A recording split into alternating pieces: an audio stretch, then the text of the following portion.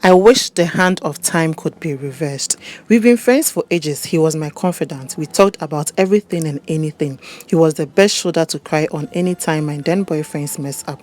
One beautiful Friday, he paid me a visit because my boyfriend had left me for his colleague. Let's call him Ivan. So Ivan came as usual to comfort me. That was when he told me he loved me. At this point, I was shocked because he never showed any sign for me to even think about it. I told him to give me some time to think about it. Ivan told me to take my time and that he wasn't rushing. Weeks passed and I hadn't given him an answer. One day, Ivan got tired of waiting and called me for confirmation. I didn't want to disappoint him, so I said yes, I would be his girlfriend. But deep down, I knew I didn't love him. Ivan was the sweetest guy I had ever met. He did everything in his power to make me feel comfortable and happy in the relationship. Ivan wasn't from a wealthy family though, but he was forceful in life. He managed to get a very good and well-paid job in one of the media houses. Me, on the other hand, was from a very wealthy family. I never asked for anything. Everything and anything was at my disposal. I didn't see the reason to work or go through the early morning wahala. Ivan never had a problem with me working. He always told me to be me. 2 years down the lane, Ivan popped the question, will you marry me? Knowingly that I wasn't in love with Ivan, but I liked him as a friend, said yes. I should have really said no because Ivan never did me wrong. Take note, whilst we were dating, I was still seeing other guys. It wasn't as if Ivan didn't know. He knew about it, but he hoped that one day I would change. So when he proposed, I decided to stop seeing the other guys and be that woman Ivan had always prayed for. We finally got married that same year, 24th December. Our wedding was the talk of the town. Everything shared at our traditional and white wedding was brought from overseas. Even the DJ was from South Africa. Because I was the only child of my parents, they wanted me to have the best wedding ever. The only thing Ivan used his money for was our wedding band because he insisted he wanted to contribute to the ceremony. My parents didn't know the kind of lifestyle I was leading when I was dating Ivan. They didn't even know I was cheating on him. I know very well if my parents knew about it, they would have been the ones to advise Ivan to leave me. My parents were that disciplinarians, but one thing my parents didn't force me to do was work. My dad always told me a day will come and nobody will tell me to get a job or get something to do.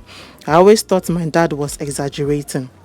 Until 3 years into my marriage, I lost my parents in a car crash and lost everything they worked for to my greedy uncle because I had no idea about my dad's business.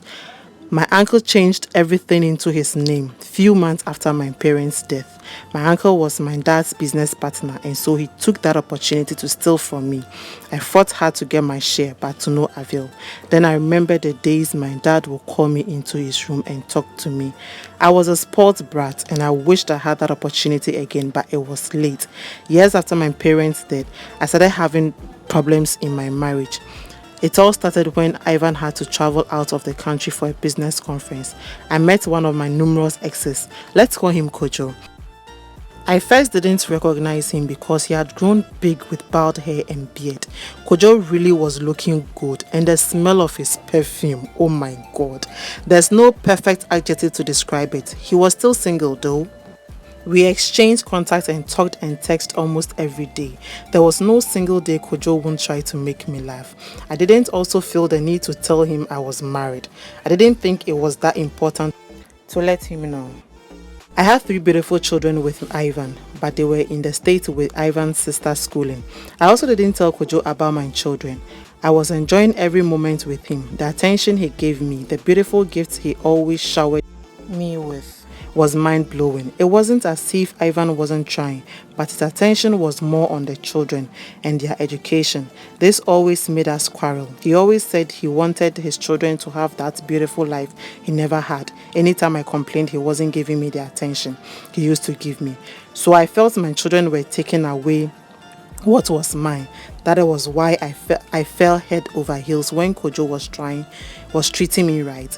I didn't know I was signing my own death warrant. Kojo invited me out one chilly Friday evening to the grand opening of the latest lounge in town. We had mad fun, like real fun I had in my youth days. That day, that Friday, was when I signed my own death warrant. After all that fun we had, I found myself in a hotel bed with Kojo. I wept when I woke up and found him by my side. I had cheated on Ivan. He tried to convince me that I was the one who insisted we get a hotel room, and I gave myself to him willingly. Ivan's company decided to let him work for a 3-year contract when he went for the conference, so he never came back home. He always told me to come over, but because Kojo was there, I refused and told him I would rather wait for him. Few days for Ivan to come back home, I had this severe headache which made me pass out, and I was rushed to the hospital. I frequently had headaches though, but this particular one was so severe I passed out. It was that day I realized I had HIV. Kojo had infected me with HIV. I wept my eyes out, and I wished the hand of time could be reversed. Hi family, I hope you enjoyed this story time. Please don't forget to subscribe if you haven't, like this video, share with your family and friends, and don't forget to leave your girl a comment. Let's get interactive in the comment section below. This year we are getting to 1K. I love you and there's nothing you can do about it, but God loves you more. Stay blessed. Mwah.